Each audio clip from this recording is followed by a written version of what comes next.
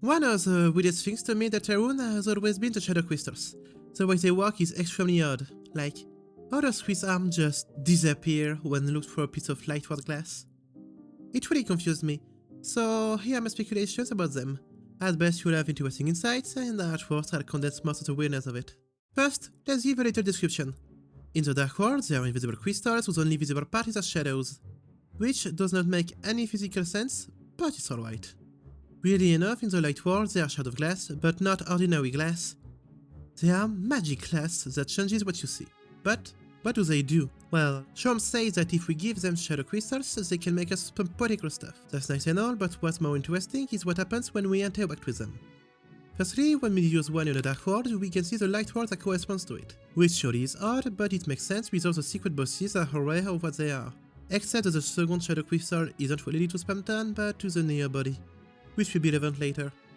But what that means from now is that it's probably more of a thematical correlation than an actual causal connection between the shadow crystal properties and the secret bosses. They produce in similar places because they are similar. Maybe secret bosses are naturally drawn towards the shadow crystals to see through the world. Secondly, when you use them in the Light World, that's where the magic class comes in. The only magic in Light World. Others are opening fountains. It's extremely weird, as if we use it alone, Chris can see through their hand, and it's not like they can see through people in general. Because when used with Susie around, we can see her, but she looks cold, is not smiling, and doing rude gestures. So in both cases, they allow to see something else than reality. Let's dive into what that could mean. Firstly, in a way, in Dark World, they allow to see past the dark. Side note, we know Spamton sneaked into the palace before, and maybe he saw past the dark. Nothing to add about the fact it doesn't work timeline-wise. Shom says on next floor reading the Shadow Mantle, while the fountain in which in it wouldn't be opened yet. So he just cannot know, and yet, they do. But that's not the only weird thing with Shom, we'll see more later. In a way, they allow us to see the truth, or the world without dark worlds, maybe. In that regard, Susie glowing coldly would make sense if you consider looking through the glass as looking into a timeline where dark worlds didn't happen. This Susie and Chris wouldn't be friends. However, that would not explain why Chris can see through their harm. Another theory that I particularly like is this one. Maybe they allow to see through lies and deception, so we see through the dark worlds and we could see how the person feels on the inside, relating to their soul, and since Susie doesn't seem like the happiest person and tries to cope by being the way she is, it also makes sense. You will see how she really feels on the inside. And since Chris doesn't have a soul anymore, it would explain why they are disappearing, because they're kind of not there. In a way, shadow crystals reveal the truth, and that's probably why secret bosses gravitate towards them.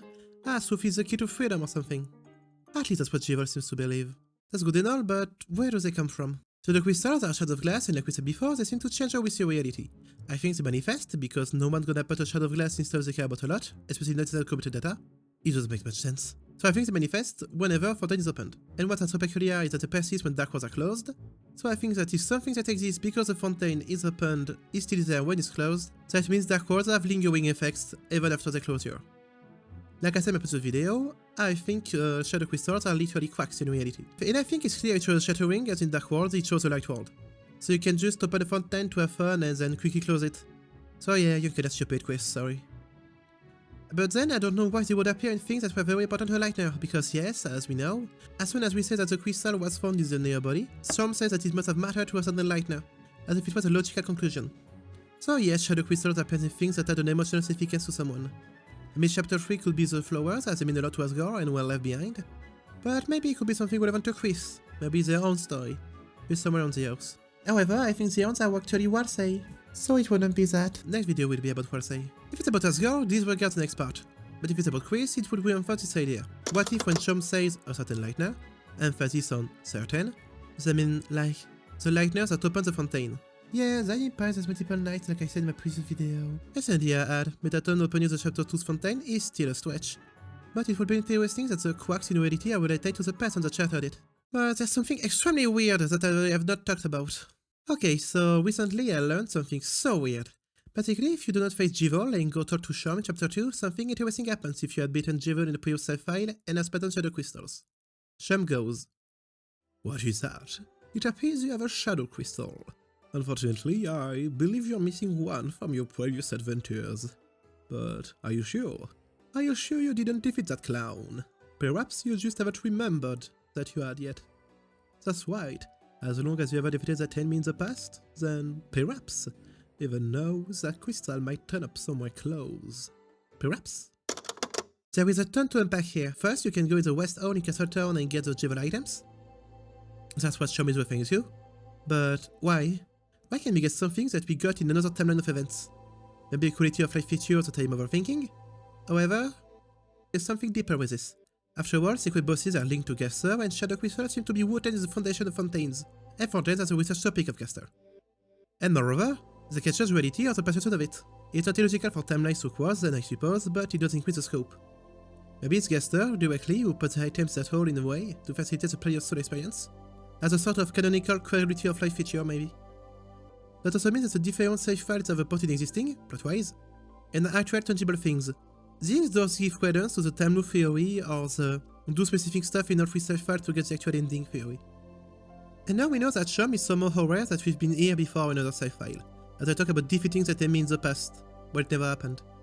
Shadow Crystal are so tied to the greater scope of the world that they can be obtained through timelines, so I feel like all the theories I gave beforehand are probably minor parts of the truth.